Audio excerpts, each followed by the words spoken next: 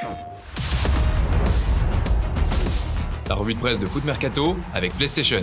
Bonjour à toutes et à tous, on démarre ce tour de la presse sportive dans l'Hexagone avec Lionel Messi qui fait encore la une du Parisien en ce samedi matin. Malheureusement pas pour ses exploits balle au pied qui se font encore attendre puisque la star du PSG doit une fois de plus déclarer forfait pour la réception de Montpellier ce samedi soir au Parc des Princes. Touché au genou gauche, la star argentine est encore à l'infirmerie et serait même incertain pour le choc en Ligue des Champions mardi prochain face à Manchester City. Un nouveau point sera fait dimanche d'après le club parisien afin de déterminer l'évolution de sa blessure. Une absence qui va néanmoins profiter à un autre Argentin comme le souligne l'équipe. Car oui, il n'y a pas que le trio Messi, Neymar, Mbappé au PSG, il y a également un Di Maria à choyer, comme le rappelle le quotidien sportif français. Avec l'arrivée de Léo Messi, le statut d'El Fideo reste encore à déterminer pour Mauricio Pochettino. Si la question ne se pose pas pour le moment en Ligue des Champions en raison de sa suspension, cela pourrait rapidement devenir un casse-tête en Ligue 1. Le match face à l'OL où le tacticien argentin a aligné ses 4 fantastiques a notamment créé un certain déséquilibre qui pourrait coûter cher sur la scène européenne. Un problème de riche donc pour Mauricio Pochettino. On prend la direction de l'Espagne où la situation ne s'améliore toujours pas au FC Barcelone, bien au contraire. Si Ronald Koeman est encore l'entraîneur du club catalan après la nouvelle contre-performance face à Cadix, un faux pas face à Levante dimanche pourrait être fatal au tacticien néerlandais. Et sa potentielle dernière avec le Barça, Koeman y assistera des tribunes après son expulsion jeudi dernier. Si le Mundo Deportivo relaie une réunion avec son président Joan Laporta sur le trajet du retour qui se serait déroulé a priori sans tension, le quotidien catalan détaille quant à lui le profil de son successeur qui n'est autre que Xavi Hernandez. Véritable légende des Blaugrana, l'ancien milieu de terrain coche a priori toutes les cases. Son avantage est notamment qu'il connaît la maison barcelonaise par cœur pour y avoir joué la quasi-totalité de sa carrière. Véritable idole du peuple catalan, Xavi Hernandez bénéficie d'un certain crédit auprès de ces derniers. Enfin, l'actuel entraîneur d'Al-Sadd fait pratiquer à ses joueurs un football de possession, ce fameux style qui a fait toute la gloire du Grand Barça.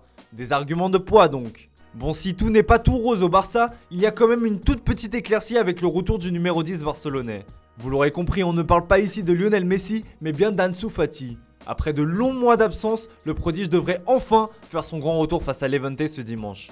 De quoi rendre fou toute la Catalogne.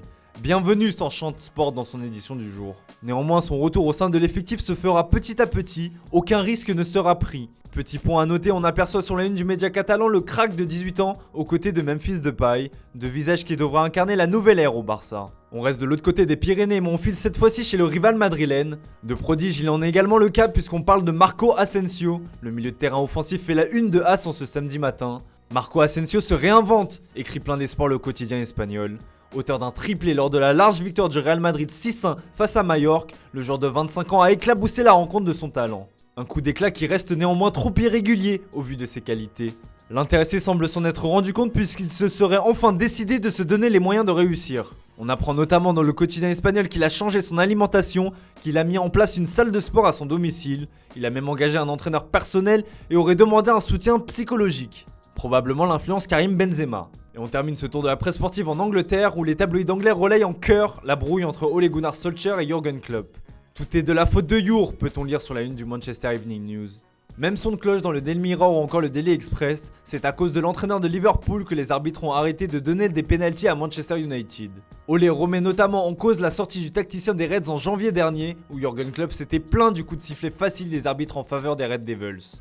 Ils ont eu plus de pénaltys en 2 ans que j'en ai eu en 5 ans et demi, avait-il notamment lâché. Mais pour le tacticien norvégien, la tendance semble s'être inversée depuis le début de saison, où Cristiano Ronaldo aurait dû obtenir 2 pénaltys selon lui. Il y a un certain entraîneur l'année dernière qui a commencé à s'inquiéter des pénaltys sifflés en notre faveur, et depuis, il semblerait que les décisions soient plus compliquées à prendre, a-t-il notamment pesté.